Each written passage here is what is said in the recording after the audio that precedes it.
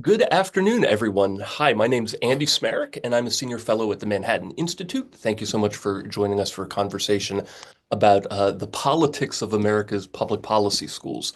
Rick Hess has a terrific new paper that looks at the ideological leanings of some of the nation's leading university-based policy schools, and he's going to share those findings, and then we're going to have a conversation with three experts to help us make sense of the results. We're going to open this up to questions from the audience, and then I promise to get everyone out of here by 3 p.m. Now, before turning this over to Rick and his great paper, let me just briefly set up the topic so you know where we're headed. There's a good bit of data now showing that university administrators and faculty, in general, lean quite far to the left. In some departments, according to this research, you're going to be hard-pressed to find very many professors, or even any, who are on the political right. But the research that we have available to us hasn't really looked at policy schools specifically. And personally, I've been really curious if they are politically balanced or split, as America is, or if they also lean to the left. Now, you might be asking, why does this matter? Well, remember, these programs, these public policy schools, educate the next generation of policy leaders. And I would like to believe, hope that those leaders understand conservative principles or priorities and proposals, even if they don't agree with them. It's also important for all leaders to be able to understand all citizens and their concerns, and right of center folks are part of this great diverse nation. And we want our policy leaders to be able to understand a policy issue from all angles. And that doesn't necessarily happen if you're not hearing from a variety of teachers. So remember, there are lots and lots of definitions, conceptions of justice. It goes back thousands of years. There are many views on the purposes of schooling or the value of federalism or localism or civil society and so on. So different views can help future leaders understand these issues a whole lot better. Now, if you look at the mission statements of these policy schools, they explicitly aspire to shaping the next generation of leaders. They also recognize that they have a role in strengthening democracy and advancing public discourse. I would like to think, I would hope that they take political and ideological diversity seriously. To put a fine point on this, healthy American democracy and healthy American discourse requires this kind of diversity, or at least that's what I believe. Now, what I believe also is I should be like have full disclosure here. I had my suspicions that maybe these schools didn't have as much ideological diversity as I would hope. I'm a product of one of these graduate programs, and let's just say I was not exposed to the conservative canon of policy thinking while there. I also run a fellowship program on governing and a right of center thinking. Many of our fellows are products of policy schools, and they will say the same thing, that they just weren't taught right of center ways of thinking about policy. But I realize that all of this is anecdotal. We need data, so we're just not speculating here.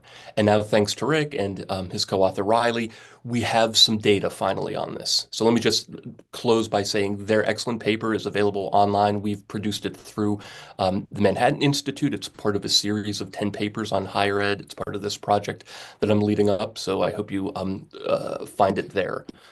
So enough from me. Let me just make sure everyone knows who you're going to be hearing from. First up will be Rick Hess. He's Senior Fellow and Director of Education Policy Studies at AEI, the American Enterprise Institute. Pete Peterson, he is the Dean of the Pepperdine School of Public Policy. Carol Quillen, the president of the National Trust for Historic Preservation, and she is the former president of Davidson College. And William Howell, the Sidney Stein Professor in American Politics at the University of Chicago. He also has an appointment at the Harris School of Public Policy, and he's the incoming inaugural dean of the Johns Hopkins School of Government and Policy. So as you can see, we have experts here on this topic. So no more from me. Rick, the floor is all yours. Hey, thanks, Andy. Hey, good to be with all of you today for this conversation. Andy, I think you framed it terrifically. One good thing for the audience to be aware of is when we talk about training leaders in policy, it's easy for somebody to hear that and go, oh, so we're training members of state legislatures or elected officials. Not really, right? I mean, most of these folks aren't the ones getting the MPPs. In some sense, this is so important because the people who get funneled into policy schools as undergraduates or graduates and the jobs they land in, these are people who run advocacy groups, who provide a whole bunch of the senior staff in congressional offices, who work for governors, who work in influential government relations roles at companies and nonprofits and philanthropy. So, what we're really talking about is this whole ecosystem of people whose job is to help elected officials make sense of what the public is supporting, of public opinion, help them think through policy options and policy debates, help them settle on policy solutions. So it's not like we're talking about who trains a senator. It's more like we're talking about where are we funneling and then getting the people who are in all of those crucial infrastructure roles throughout the policy apparatus. So why is it so important that we think about ideological balance in policy schools? Well, we've had this conversation as you know, with regards to colleges of arts and sciences. And I think you can make a reasonable argument. I don't know if I buy it, but you can make a reasonable argument that it doesn't really matter if your engineering department is all left or all right. I think it's hard to argue that it doesn't matter for your sociology department. But one place I know it matters is when we are trying to teach people about the world of public policy and public affairs. The reason we think in terms of left and right in our debates is because they reflect different ways of approaching these issues, different ways of understanding the problems, different potential solutions.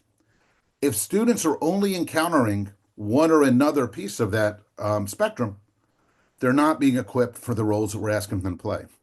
Second reason we should care about this in policy schools is because if there's one place where it should be really relatively easy to find intellectual heterodoxy in American higher ed, it's in the world of policy.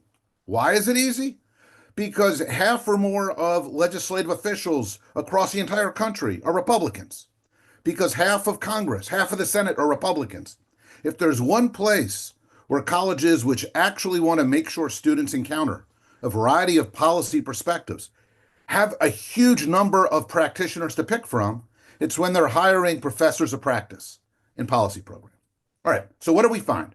So Riley Fletcher, who did all the hard work, and let me make sure I acknowledge Andy, both kind of inspired me to tackle this and was invaluable in helping me think it through. What we did was we looked at 10 of the nation's leading policy programs. Riley went in and identified 1,200 plus faculty. There's always concerns when you're doing this based on trying to track partisan affiliation. So we try to do this a different way. What Riley did was he looked for each of these 1,200 scholars. When on their webpage at the university, they identified that they held a formal affiliation with an advocacy or a nonprofit group of some kind. Riley went and tracked whether or not these were groups that were identifiably right or left in their sympathies. Of the 1,200 faculty, we were able to identify 443 who had clear affiliations with organizations that were uniformly partisan, one side or the other. Among those, about 100 of the 150 or 200 who were tenure track, those with left affiliations outnumbered those with right affiliations 9-1. Among non-tenure track faculty, so adjuncts, professors of practice, among the couple hundred of these we were able to identify where it should be cakewalk to go 50-50. Those with identifications on the left outnumbered those with them on the right 6-1. There was not a single school that we looked at where the left did not outnumber policy faculty by at least 2.5 or 3-1. That was University of Texas. Berkeley had nobody with a conservative affiliation. Harvard, the ratio was 14 left to 1 on the right. Even red or purple states like University of Georgia and University and Indiana University looked pretty typical with about a 6 or 8-1 left to right ratio. So what we're talking about here is not something at a couple of schools. This is flagships. This is Ivies. This is across the board at the programs that the nation is trusting to train folks who are supposed to navigate the currents of public opinion and public policy in red states and blue states, in Washington, D.C., and back home. And, when you look at this, you just see no existing effort and no existing success at making sure students are encountering heterodox policy opinions or policy values and views when they're being prepared for the world of public policy. Andy. Terrific. Thank you so much. Pete, let me put you on the hot seat to begin with. You're a dean. Your school was not part of this, so you get to speak anew on this. When you see these results, what do you think? What comes to your mind? Well, in some ways, I see this as has been said, a reflection of academia more broadly. We're certainly seeing that across a variety of disciplines. And I certainly agree with Rick's point that if anywhere we should be concerned about this ideological leaning, it should be in schools of public policy, which are graduating well over 11,000 students every year to go into various positions in politics and policy. But while the focus here is on faculty, the thing that really jumps out to me as a dean is what is the student's experience in places like this? It may shock some to know that as a beautiful campus as we have in Malibu and a program that's claims for viewpoint diversity, I don't win in recruiting every student to SPP. But I stay in touch with those that we don't recruit. And for some, they're going into some of the places that were evaluated for this study.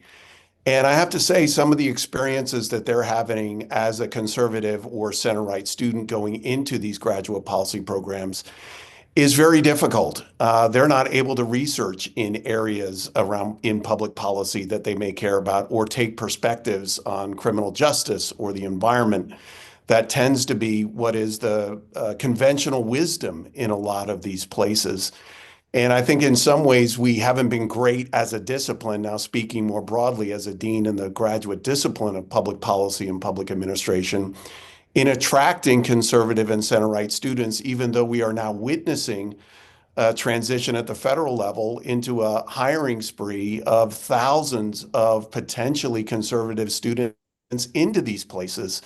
And when you speak to a lot of graduate policy school deans, and I say this as someone that, the U.S. News ranking is exclusively reputational, so I know there may be some other policy school deans listening to this. It is kind of taken for granted that the news of this last election was not all good. But I think the question remains, how are we going to do a better job of preparing conservative and center-right students through our institutions to work on the other side of the aisle? And again, so I think we really should be focusing on students and how we can better prepare that next generation of policy leaders, not only on the left, but also on the right in this increasingly polarized era. I want to come back to the student experience before too long because it does raise questions in my mind. Are we um, essentially telling a bunch of students we're not interested in you in policy schools based on the faculty that we have, or are we, tacitly saying this is not the kind of place for you? Let's come back to that. Carol, as a former president, when you see these results, what comes to your mind, especially as someone who is responsible for deans, department chairs? How do you think about this? Yeah, so first I just want to thank, I know the least about this topic of the people on the panel, so I'm grateful to be a part of the conversation and grateful to Rick and Riley for thinking of me. Um, I, I think, so from the way the conversation is going, I would add additional questions to how we're thinking about this. So it seems to me that as a president, what would be interesting to me would be curricular gaps. Are there gaps in the curriculum that are clear? And in this regard, this is how curricular change usually happens, right? There's a group of faculty that are doing research. They're recognizing a curricular gap. They want students to be able to be exposed to that new research field or to that area of work. You think about fields like neuroscience or computer science and how they emerged, right? This is new and important work. How do we get our students involved in this? So one question I would ask is around curricular gaps. And then the other question I have would be around building a research community where we're confident that important areas, and again, I don't know much about how policy schools are organized, but where important areas of policy research are actually undertaken, right? So that if you're looking at building a broad research community, you're looking at making sure that you've got people researching important topics and that you're exposing your students to the wide range of material that they should be exposed to in that field. Andy, you said something at the beginning in your opening about how we have this rich tradition of, I'll just speak what I know, of Western political thinking, this rich tradition where throughout, history, really smart people have come up with different definitions of what is justice, what's the purpose of what is a human being, what distinguishes human beings from other creatures, what's government for, why do we have, what does it mean to educate a human being, right? And I would say that the range of answers to those questions is very, very broad. And what you want is you want a student to be able to understand the ways in which Plato and Socrates and Machiavelli and Locke and all of these different people have thought about these questions, right? And with all due respect, I don't think that that is easily categorizable in the binary opposition of right-leaning and left-leaning. So I would say let's look more broadly at how we think about what we expose our students to, and maybe there's unexpected, common ground that we're not seeing because of our current polarized environment. And then the final thing I would say about, a president's perspective, and as honestly as a teacher, I taught a lot of political theory in my time teaching, in my teaching career, and I was most careful to ensure that students really understood what was powerful and interesting and good about the arguments with which I disagreed the most. So I think there is a way in which there's an obligation as a professor to make sure that that students understand the limitations of their own point of view, and that when you're teaching something that you disagree with strongly, that you're giving it every conceivable benefit of the doubt, because there's a reason why you wanted your kids to read it, right? Obviously, you don't think it's worthless.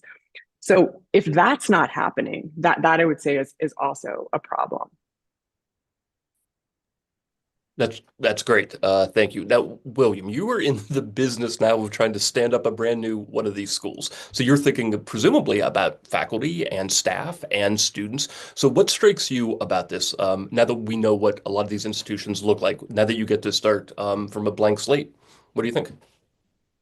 Well, I think that what Rick and Riley have done is identified an important way in which policy schools are underperforming, and that the educational experience that students are receiving is less than what it might be, because the diversity that exists out in the world is not reflected within what's going on in the schools, and that the graduates from these schools, as a consequence, they lack the same skills, knowledge, and habits of mind that they would otherwise benefit from. I mean, the point that Pete raised earlier about whether or not conservative students are willing to go at all is a problem. We should be thinking about what implications this has for enrollments generally. I want to underscore Carol's last point too, that a lot of this is not just whether or not you lean left or right, but what obligations you see yourself as a faculty member as having when you try to educate.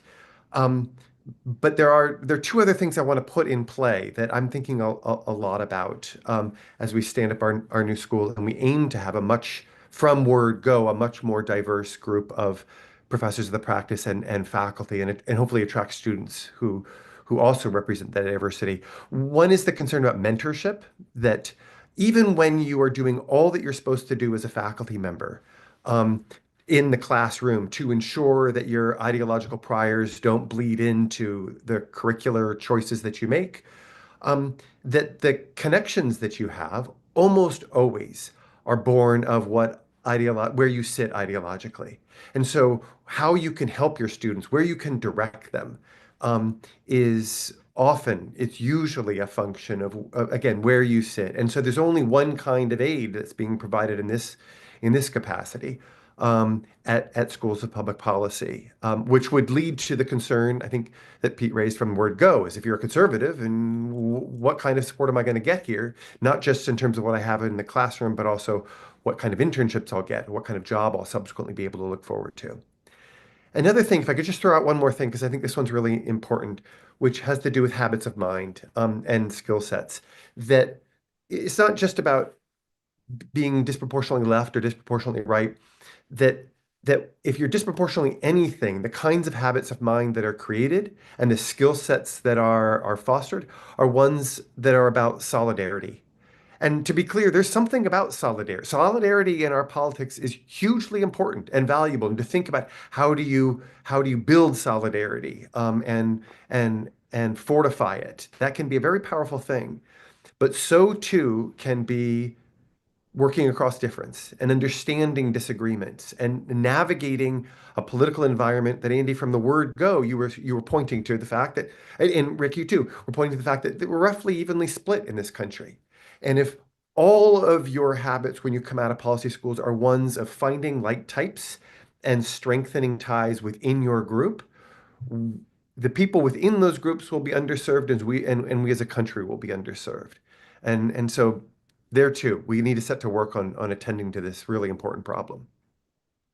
Andy, if Can I I can, just ask a question? I'm sorry. Go ahead, Rick. Sorry. oh no, I just want to piggyback. Something all three of you, I think, touched on is, I think, Carol, you're right that left-right for its own sake is not necessarily the best. But the reason that left-right are so damning in the world of policy, even more so than when we're talking about Republicans and Democrats in the Department of Anthropology, is because they're going back thousands of years. There are intellectual habits, there are habits of mind that are innately conservative or innately progressive. There is a question of how do you think about negative liberty and how do you think about community? When we think about Burke and Kirk and Burnham and Buckley, there is a coherent intellectual tradition on the right, just as there is one on the left. Now, these are variegated and there's lots of stuff going on, and that matters enormously for policy for the reasons William talks about in terms of mentoring and networks. I've taught at policy schools. I hire a lot of people, interview people who come out of policy schools. I can't think of anybody who's reading what I would think of as the great works of conservatism as part of that curriculum. I think that's part of the issue. And so what we wind up with, even if we wind up with left-leaning professors who, this is more than I'm willing to stipulate, but let's stipulate anyway, even if they are responsible scholars and try hard to cosplay what it would be like if students actually met a conservative, I don't think they understand that intellectual tradition. I don't think they're familiar with the books from that tradition. I don't think they think that deserves a lot of syllabus time. I don't think they know the people you would bring in as guest speakers. So in a way that's in some ways uniquely impactful, I think this imbalance goes to the very core of the instructional and learning experience in a policy school in a way that really touches on all three of what you guys put forth. Yeah, I think I would. I just like I said, I can speak from my own experience, which does not include policy schools. So in that sense, I'm limited. But I will say that I think the people on this call, frankly, the people in this webinar, you all demonstrate that it's possible to have a political perspective oneself and have connections across the political spectrum. You all do, right? So I do think it's possible to make those connections.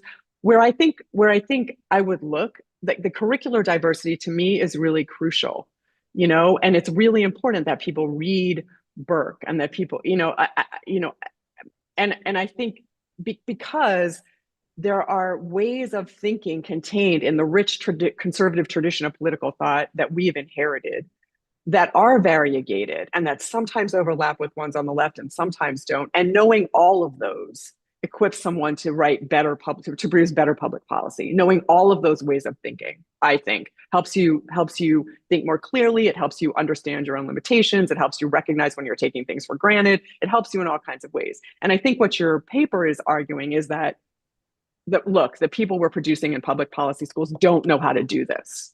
And the evidence is, they haven't had it, and they haven't. The professors don't have it, and as to Pete's point, I'm hearing when they come out of public policy schools, they don't have it.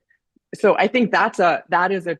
If I were trying to persuade people to do something differently, that's the way I would present it. I would say there's a gap. The students here are missing something that we think is important. I think one way to ask the question, Carol, is if these schools had the ethos of responsibly engaging across across in the intellectual spectrum, even if there are no policy PhDs out there, nobody with a degree in political science or economics on the right who they could hire. Still, these programs have typically between like 30 and 65% professors of practice. So it strikes me as shocking that in Indiana, where Republicans always have the trifecta, in Georgia, which is a heavily red state, in Texas, that it strikes me as simple educational malpractice, that your faculty is 4-to-1 or 5-to-1 left to right. And the idea that you can't find for professional policy, people with experienced professional policy who would want to be professors of practice, who would want to be adjuncts, who would be part of the faculty, suggests to me that these programs are not very interested in kind of finding that low-hanging fruit, which leaves me highly dubious that if they can't be bothered to hire professors of practice who reflect multiple perspectives, I'm not sure why I should presume that when they're doing curricula and writing syllabi, that they are suddenly intent on ensuring that they are offering a platform for all manner of thoughtful perspectives. It does seem, if I'm being cynical, that this isn't an accident. Like, this isn't a coincidence that this has happened and it's happening across all of the different schools. There have to be some sort of institutional, what Kuhn would call like a paradigm, a set of things about how people are taught, what articles they read, that for some reason these institutions build faculties that look like this.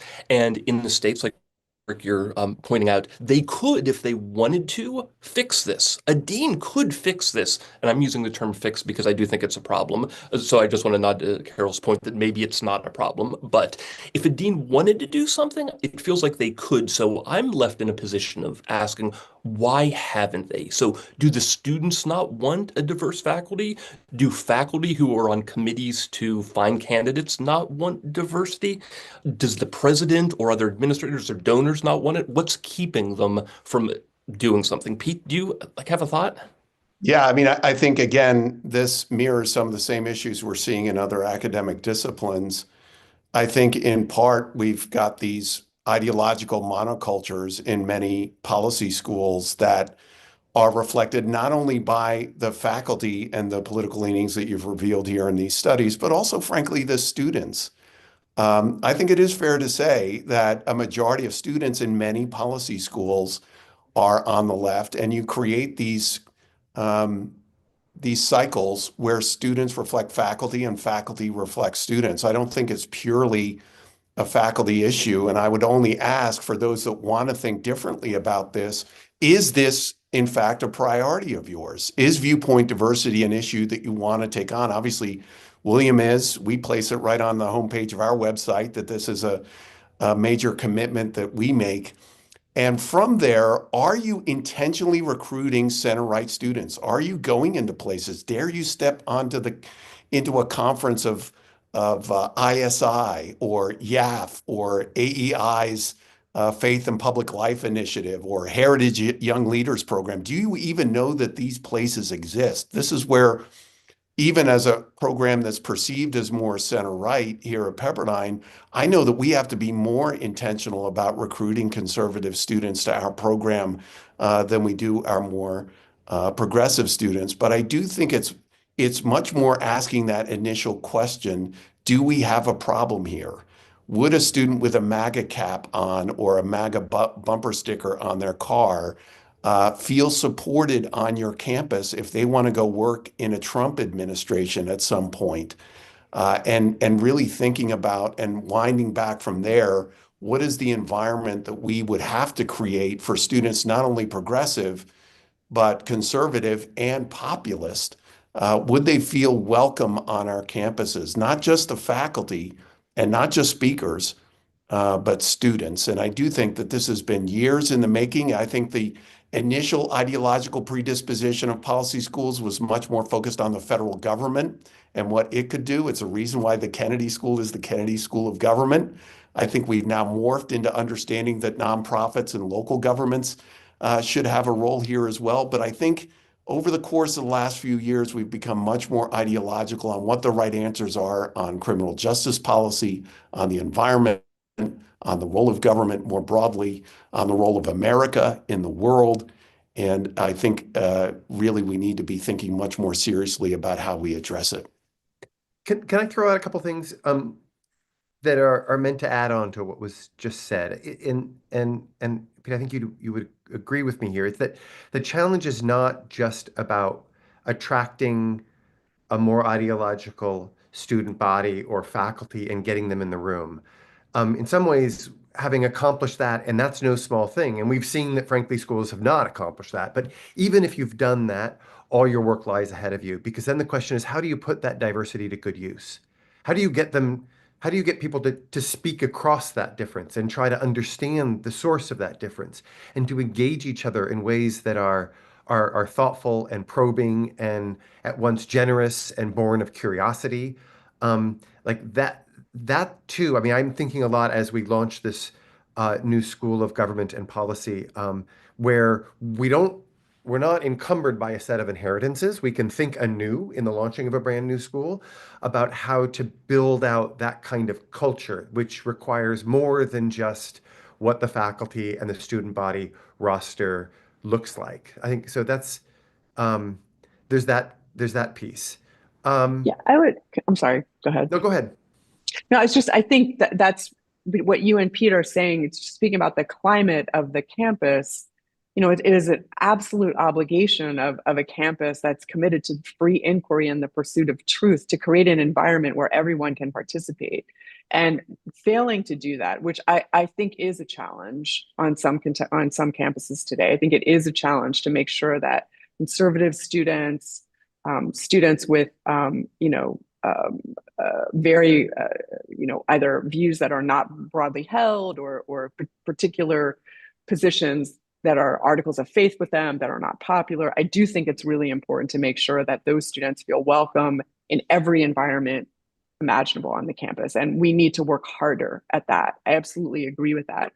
And then, in trying to figure out what kind of environment, intellectual environment, really does free people up to imagine things that we don't already know. Like that is the danger of the groupthink that Pete is talking about, to me, is that these positions become so ossified that all we can do is spout what we've already heard. And that to me is both stultifyingly boring and also it's not fulfilling the mission of a university or a college.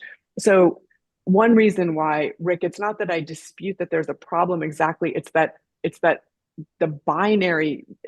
these binary descriptions, I think, maybe close off possibilities for how we might think about the question that you're asking. That's I like that. For me, and for me, the way to think about it is that this is necessary but insufficient. What I worry sometimes is that when I say these things, and then the college cartel, the one DuPont kind of commentariat says, well, it's very complicated, and nothing happens. So to me, what I think William's saying is, look, this is something that has to happen in some fashion. But then you're right that if you stop there, none of the problems are actually solved, and it's massively incomplete. But and one reason, one thing I try to explain to my progressive friends, all of you with us today, is like, look, there's a selfish reason why the left should actually want to embrace this.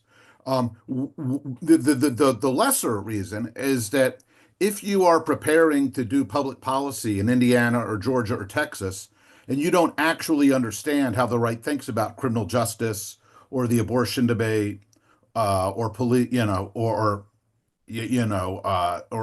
schooling or school choice or higher ed reform, like you're going to have a hell of a time navigating the state house and being effective. But the other reason is, look, somebody's going to go fill policy jobs in the Trump administration. Somebody is going to staff the majority leader's office in the U.S. Senate. Somebody is filling all of these states where Republicans have trifectas. And right now, these are people, they are mostly being filled by people who came through other byways and highways.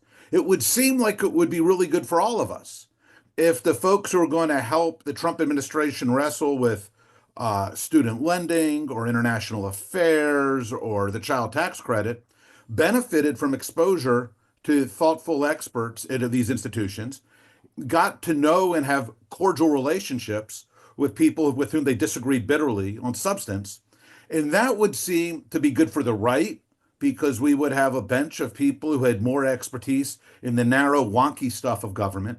But it would also seem to be really good for the left because they would have relationships and they would have a higher degree of confidence that their counterparts Can I throw were something on this? ready for the levers. Because I completely agree with you, Rick. And what you're pointing to is the value on the back end. What comes out of the schools? I'll say, when this is done right, um, it makes what goes on within the school itself just way more interesting. I mean, the room where there is meaningful dialogue across deep difference and and they're challenging one another is the room that you want to be in. It's just much, much more interesting. It's scintillating.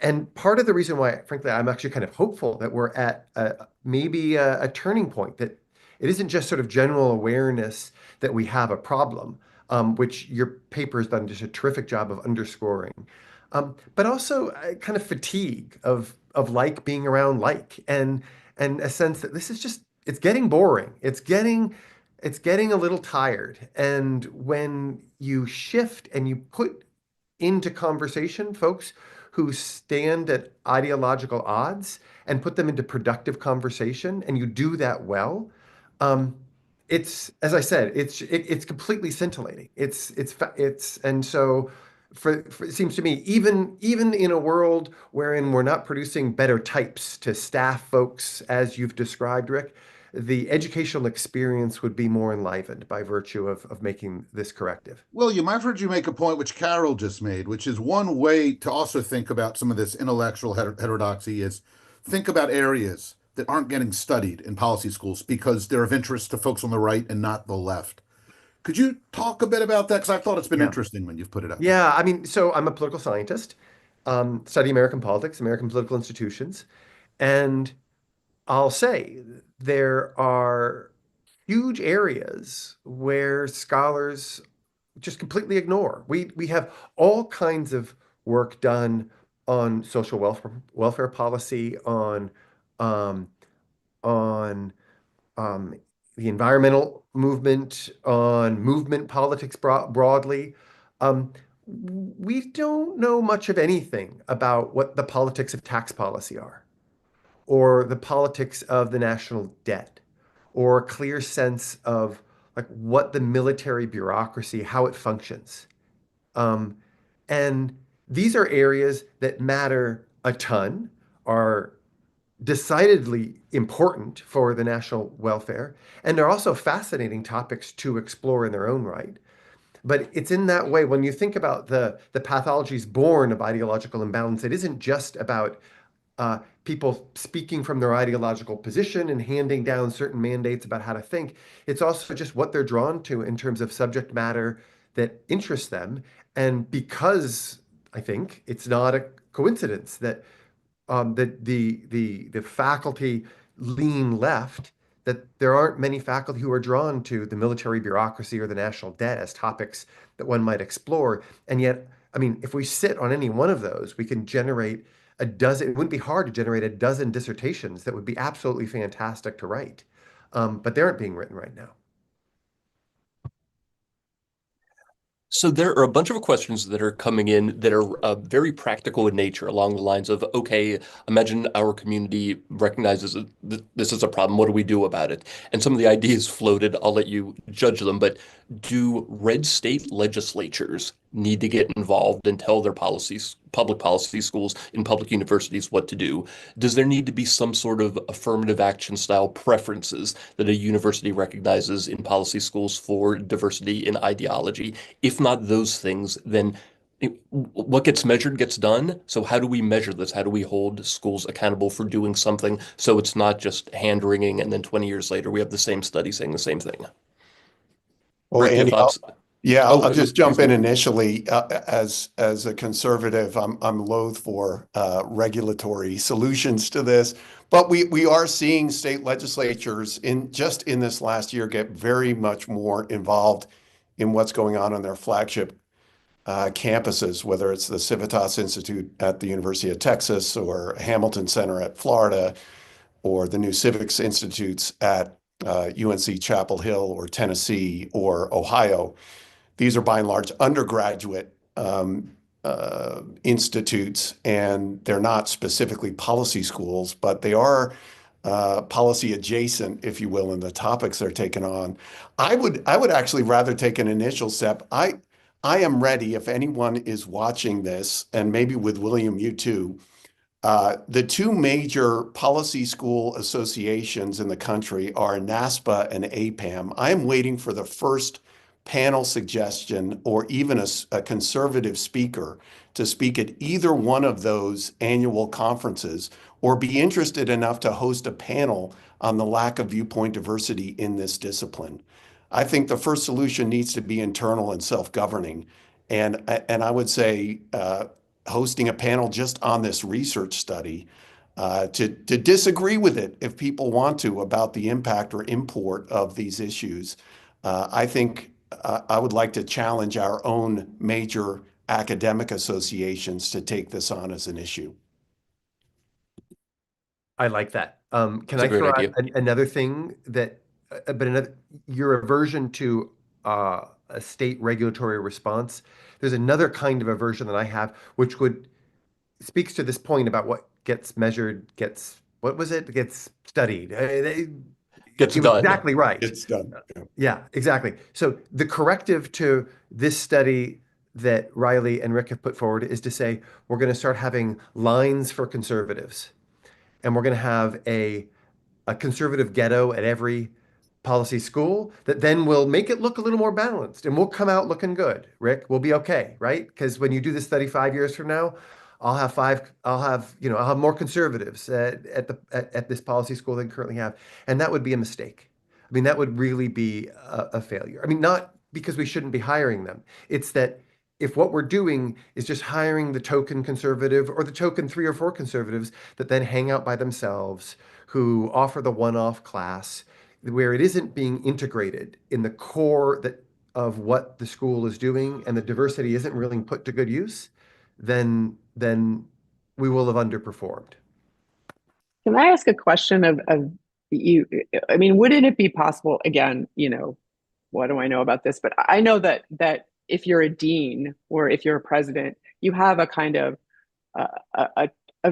a wide view of what's going on across the campus or across the school that is not necessarily a view that anyone else has. A department chair wouldn't necessarily have that view. A faculty member who's trying to invite speakers to their program wouldn't have that view. So it's possible for deans and presidents to try to look around and see what's going on and try to make sure that, especially on contentious topics where you're having speakers come or you're hiring people for a semester or whatever, to make sure that if there are gaps in the curriculum that you see, you can bring people in to try to at least give students the opportunity to think more broadly about a particular topic. So that's one thing to do. But if you really wanted to change the research direction of public policy schools, couldn't you say, all right, we're going to have a tax policy group and hire in areas, where you think areas that you think are understudied. Maybe you think they're understudied because if they're more conservative, policymakers would be more inclined to study them. But for whatever reason, highlight those areas of research that you want to focus on. Yeah.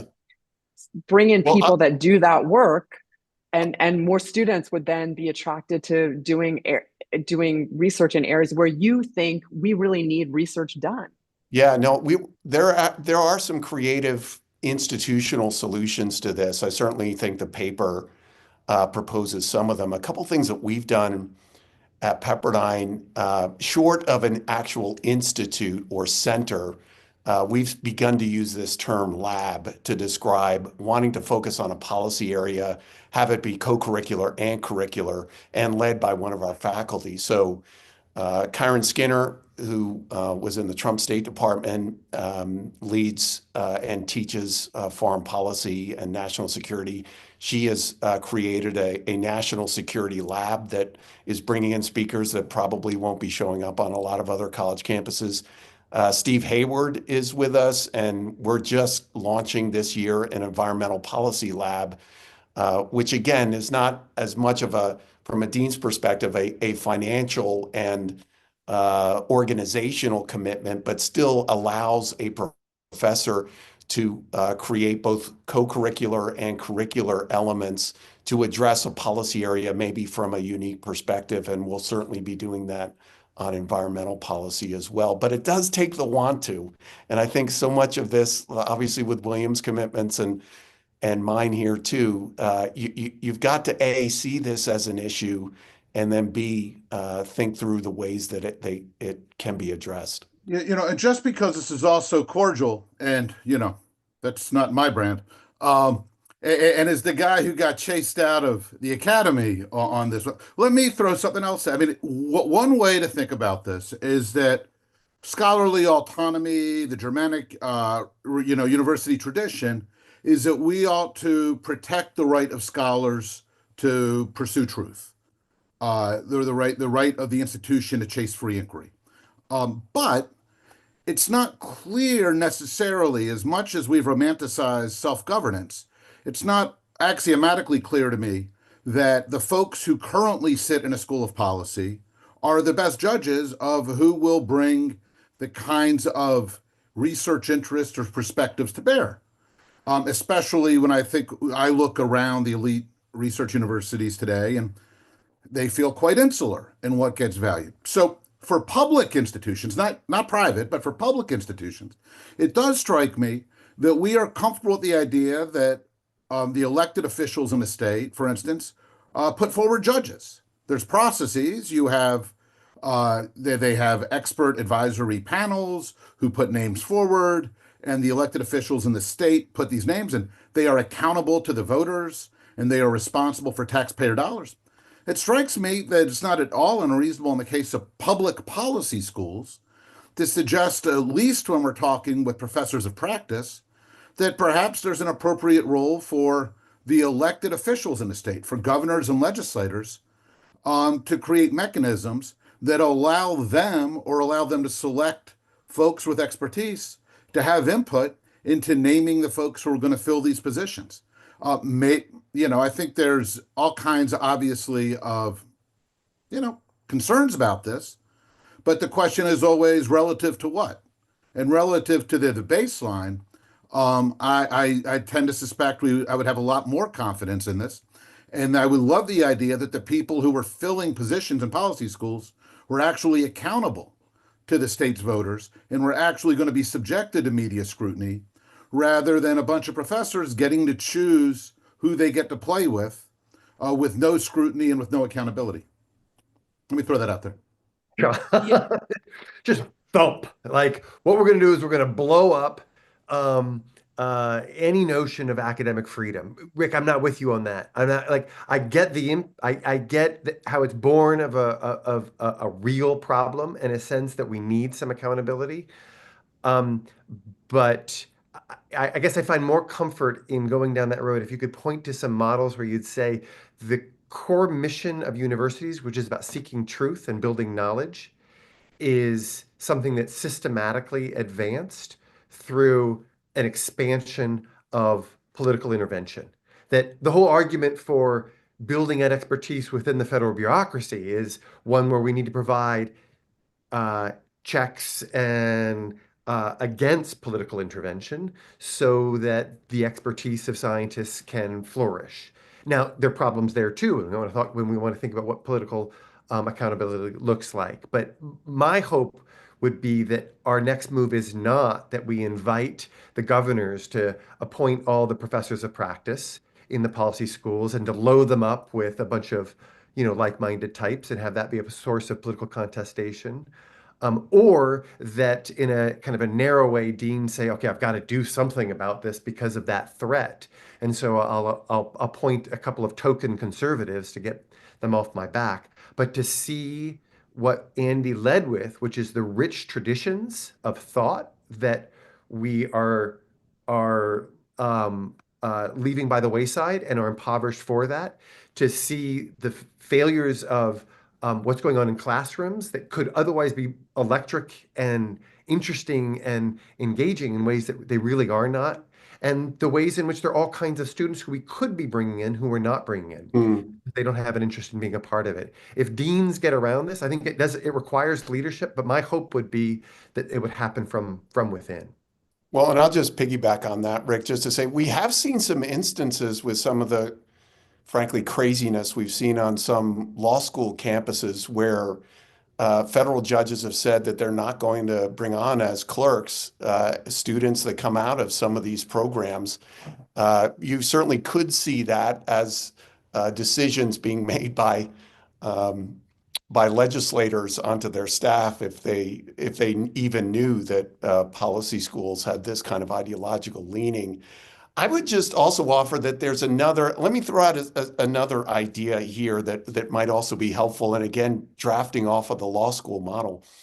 What happened when conservative students at law schools across America, well, first it started in one law school, understood that they were in a political minority? They started something called the Federalist Society. Now, actually, if you read the full name of the Federalist Society, it's actually the Federal Society for Law and Public Policy. And so but there's no public policy part of this. Let me throw out there as another idea. And that moniker, by the way, is important for the CVs of those more right-leaning students if they're applying for certain positions, that they can show that they had that affiliation, even if it were at Stanford Law, dare I say, or some of these other places where we've seen these issues. Let me propose something like a James Q. Wilson Society for Policy Schools, where students, conservative students, even in some of these highly progressive policy schools, could find both community and mutual support. I want to go back to William's excellent point from the beginning. It's not just bringing more conservatives in. It's about how you're going to support these students, both in the curriculum, but what if your student wants to go work to be head of policy at Prison Fellowship, or in the next, Senate Majority Leader Thune's office? Do you have those connections, or to go work at AEI or MI? Do you even have those connections to be able to help your own students?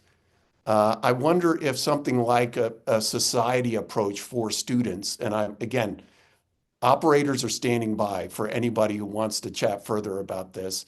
I think that could be another way to address the ideological capture of many of our policy schools. Well, so let me just be sort of devil's advocate, but I kind of believe what I'm about to say. So to William's point, yes, in the best circumstances, solutions would come from the inside. Like, when are they going to come? Like, why haven't they come yet? Like, there is a robust research, like a body of research on what's called affinity bias. And it's not just political. People elevate and choose and like to be around people like themselves. If we know that people who are in charge of running and selecting their peers in these policy schools are overwhelmingly of one political mind, the research would tell us we should expect them to continue to do that. And if they haven't solved it yet, I'm just not convinced. Someone would have to convince me that it's going to happen. And to Pete's point, I was going to use the Federalist Society as an example of the opposite, which is the Federalist Society has been extraordinarily influential over 40 years.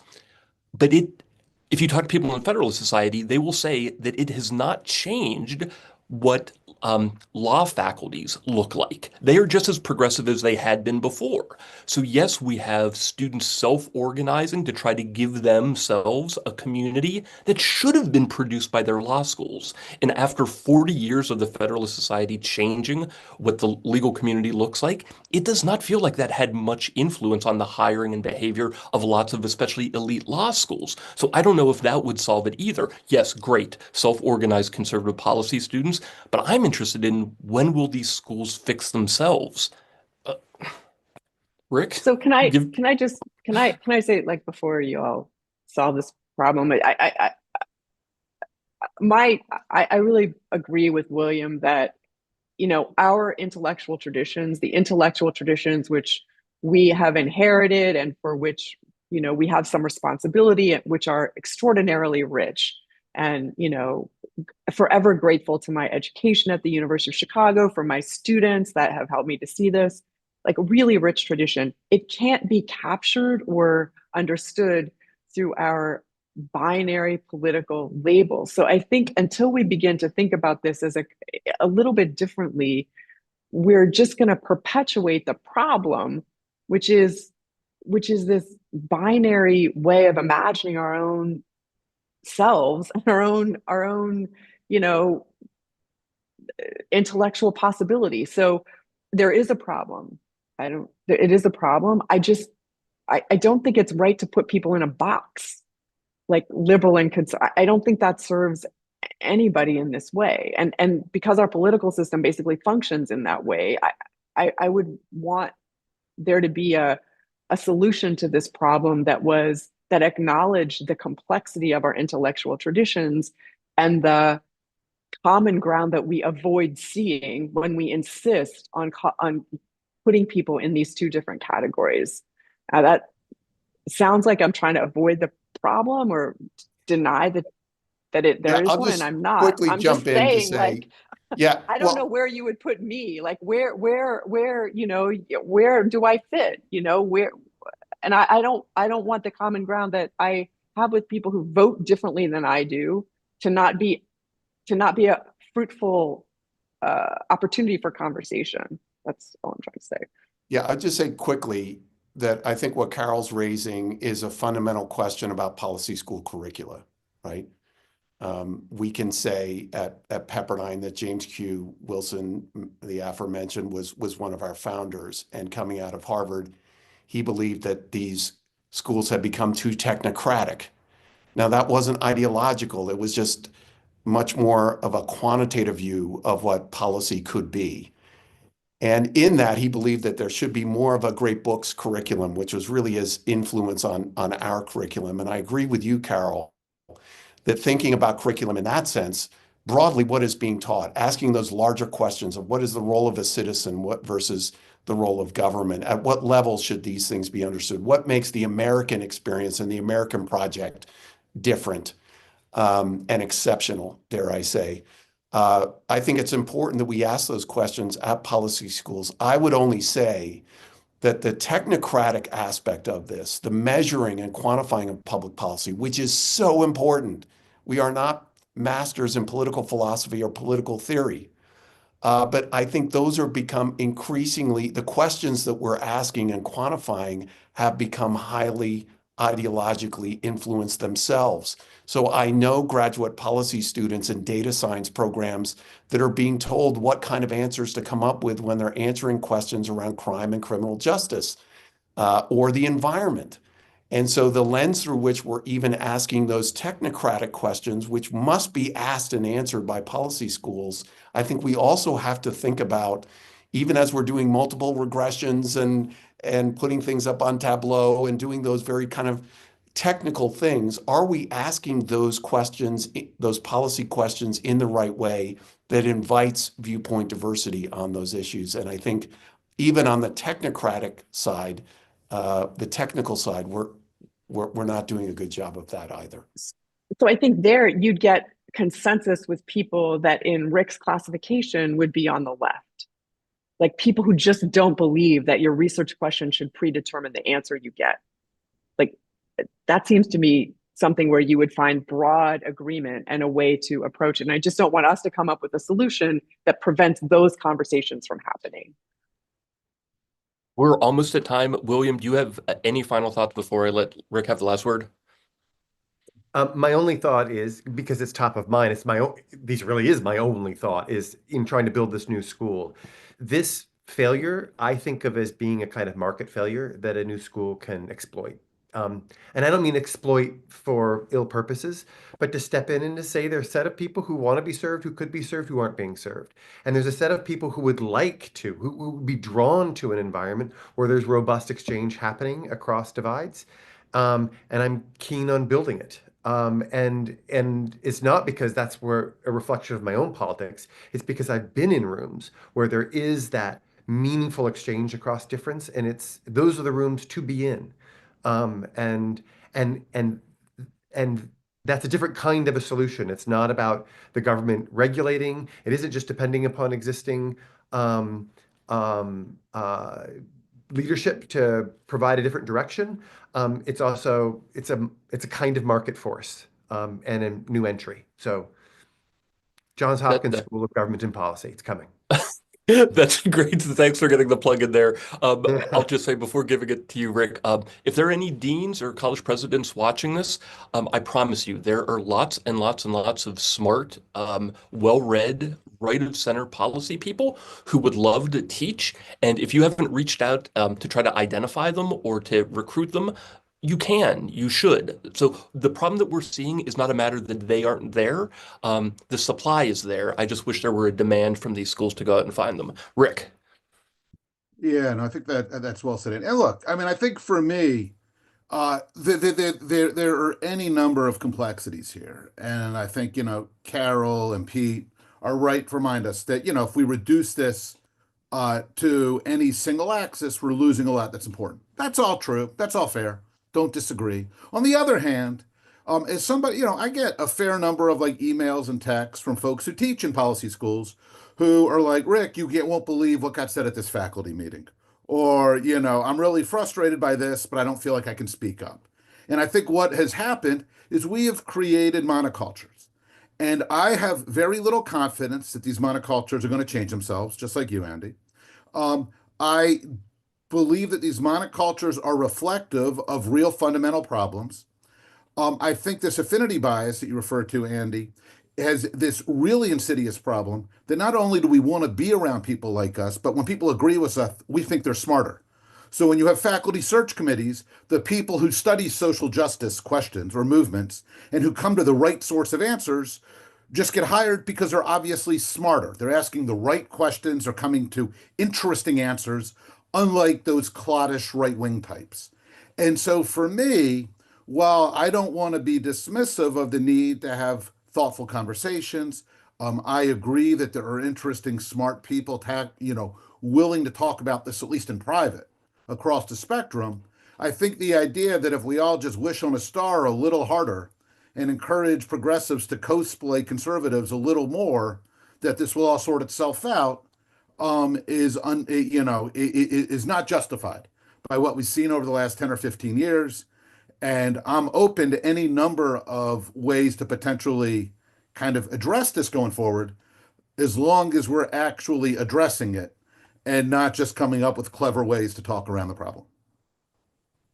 Terrific. So my sincere thanks to Carol, to Pete, to William, to the AEI team for putting this together. This was great. And Rick and Riley, outstanding work. I hope this is just food for thought for a lot of folks out there. Hope this has been entertaining.